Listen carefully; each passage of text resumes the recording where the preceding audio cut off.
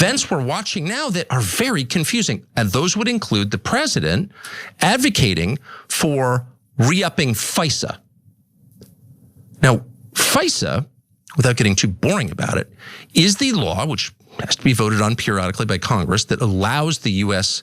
government to spy on Americans, to spy on them. Now, the whole point of it is supposed to be to spy on foreigners who are threatening us, but the nature of the technology being what it is, there are cases where we pick up communications from Americans, and in order to make that legal, we need this thing called FISA.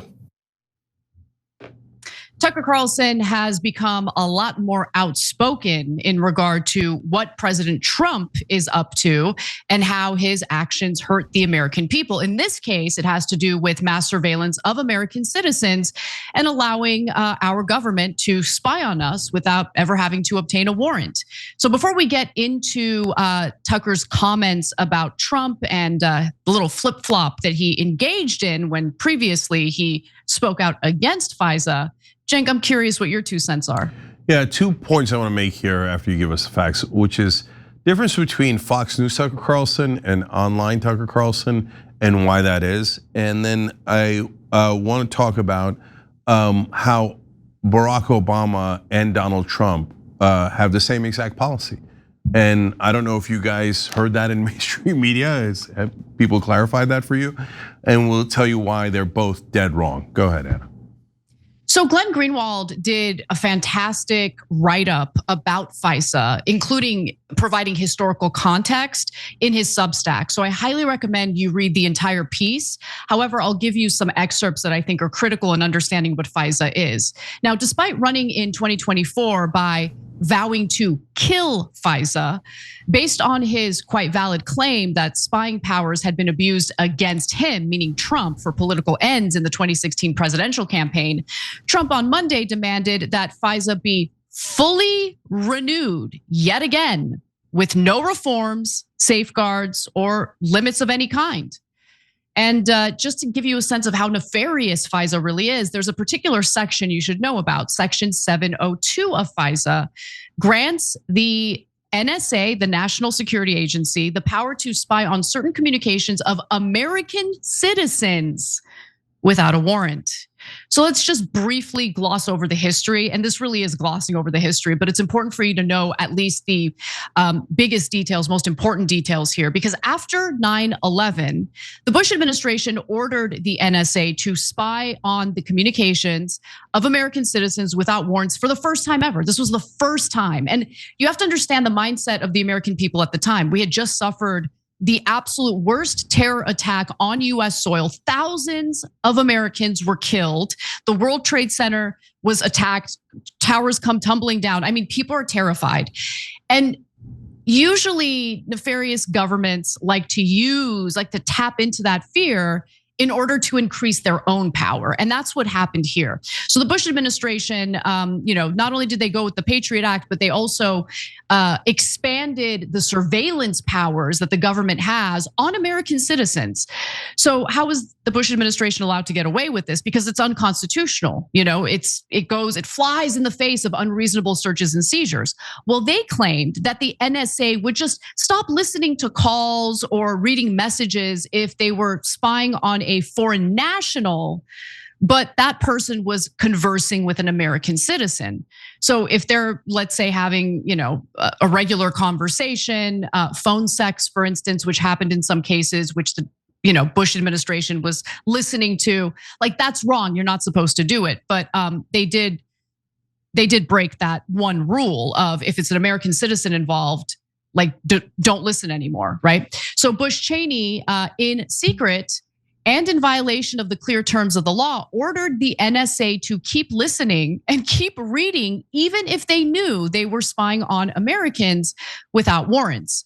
Warrantless eavesdropping on Americans is blatantly illegal and unconstitutional. A core purpose of the Fourth Amendment is to require warrants before the government can spy on American citizens. So rather than punish those who spied on Americans with no warrants, writes Glenn Greenwald, Congress instead acted to retroactively legalize this warrantless domestic spying in 2008 by enacting Section 702 of the FISA Amendments Act. And so with that in mind, consider the fact that Trump is now demanding that Congress renew it with no reforms whatsoever. And by the way, you need to renew it every 4 years, so it's up for renewal as we speak. Now, I want to go to one more video from Tucker Carlson to really drive home how nefarious this really is and how we have suffered as a result of this in the past. The president himself was a victim of the misuse of these laws in his first term. They were used against him in what became a kind of bureaucratic attempted coup against him that we call Russiagate. And so the president was personally very sensitive on this question. He'd been the victim of the misuse of these laws. And so he said many times, I'm not for that. I don't think Americans should be spied on by their own government. I don't think you pay your taxes, today's tax day, by the way, in order to be spied on by your government when you've done nothing wrong. All of a sudden, the president is advocating for this new law. He wants the Congress to allow the US government to spy on Americans. Why could that possibly be? Well, there are a couple of clues. One comes from the documents unearthed and made public, God bless him, by Ed Snowden some years ago that showed that NSA, the National Security Agency, the largest of all of our spy agencies, turned over raw data to, can you guess? Oh, the Israeli government that included private information about Americans. So they sweep up all this information, the comms, the communications of American citizens, and they just turn it all over without taking private information about Americans, our citizens. They turn it over to a foreign government and its intel service. So there you have it. Our private information collected through FISA. That's what allowed for the government to spy on us and collect all this personal data on us. And then it was weirdly sent to the Israelis. I wonder why that happened, Cenk. So strange, so strange. Now, right now, there is a pretty significant campaign to destroy the lives of any American who dare question the US-Israeli alliance, which has been incredibly detrimental to our country. And so, you have the Ellisons bragging about surveilling Americans to make sure that everyone's on their best behavior. Larry Ellison literally said that on the record. And is it because they want to fight crime and they want to make sure that we're not victims of terrorism? Or is it that they want to punish Americans who aren't signing on to the Zionist program? Yeah. So it's another story that's very telling of our system, again, in politics and in media. So collecting our private information for the US government to use is already abominable and obviously unconstitutional. But then to give it over to Israel, so what? Well, what are they gonna do with it? Let me guess, blackmail. Of course. No, you're not allowed to say it. You're not allowed to, because Israel is sacred to all the people in power in this country. Now let's, when I say all, do I mean all? Absolutely. So Barack Obama ran against George Bush's warrantless wiretapping program, right? And he said, well, I'm not gonna do that. I can't believe he spied in on innocent Americans. Barack Obama, obviously a giant liar. He got into office and they actually started to vote on it. And it looked like it was gonna pass. Hey, you can't do this warrantless wiretapping. Obama calls Pelosi and says, hey, remember, I'm a huge liar and I never meant anything I said in the campaign. So I want you to make sure that we continue the wiretapping. Vote yes on FISA. And Pelosi worked the lines and did what she does and made sure there was enough Democratic votes to continue this hideous unconstitutional program. By the way, mainstream media then lauded Nancy Pelosi.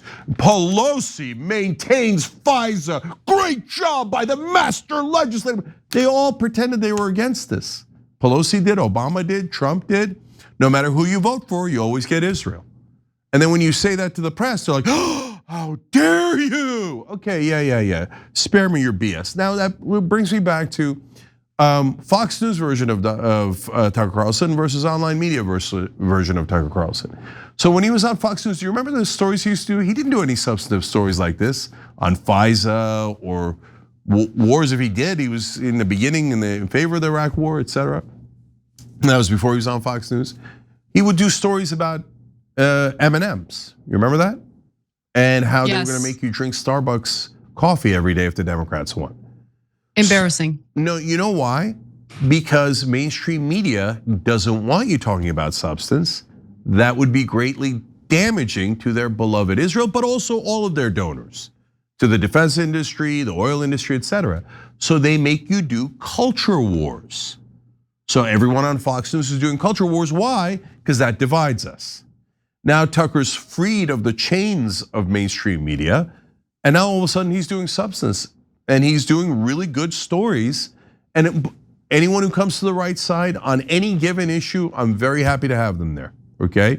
So on these issues, he's doing wonderful, correct stories about, yeah, it is abuse of American citizens' rights to invade their privacy like this. It's deeply unconstitutional, and both parties do it. You know who's been saying that for the last 15, 20 years? We have. All of us on the left have. So it's good to have our brothers and sisters on the right wing join us in that fight against the establishment that is evil and anti-American and serves a different country. Ricky Clay in our members section makes a pretty devastating point that I want to end the segment on. He says, they want to spy on us, but they're protecting pedophiles. Pretty devastating and true. Yeah, pretty devastating and true. So that's such a great point. I'm glad you read that from our members. I love doing the show with members. You guys are so smart and 1,000 times better than any so-called reporter. Okay, guys, think about it. They have the video, very, very, very likely the videos of Epstein, and that they don't share. That they say, no. All those guys were for Israel. Shush. Every deal that Epstein did was for Israel. Shush. But you, if you're gonna oppose Israel, you're an average American, spy on him. Get information on him. We need that information. So how much did they use from the Epstein blackmail? But oh no, beloved Israel would never use blackmail. Come on, man, get the F out of here. This country has been controlling, this tiny little country. Do you know what the closest country to Israel is in population? I'm not joking, it's Papua New Guinea. Imagine if we were spying on Americans from Papua New Guinea. Imagine if we invaded like half of the Pacific for Papua New Guinea and we spent $8 trillion on those wars. And Papua New Guinea is like, unlike Israel, provides something critical and vital, coffee. Okay, so I mean, what do we get from Israel? Intel that's always inaccurate and meant to goad us into fighting their wars? No, thank you. No, thank you. Every time you ring the bell below, an angel gets his wings. Totally not true, but it does keep you updated on our live shows.